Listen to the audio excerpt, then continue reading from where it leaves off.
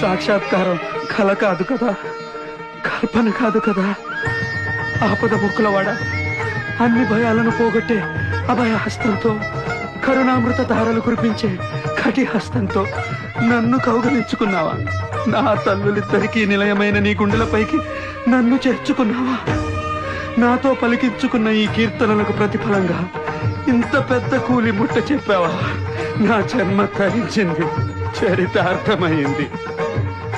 ఏడుకొండలవాడా, ఇదిగో ఇదిగో నీ సొమ్ము, 32,000 సంకీర్తనల నిధి. ఈ చిరుకానుకను నీ హృదయ భండారంలో భద్రంగా దాచుకో. దాచుకో నీ పాద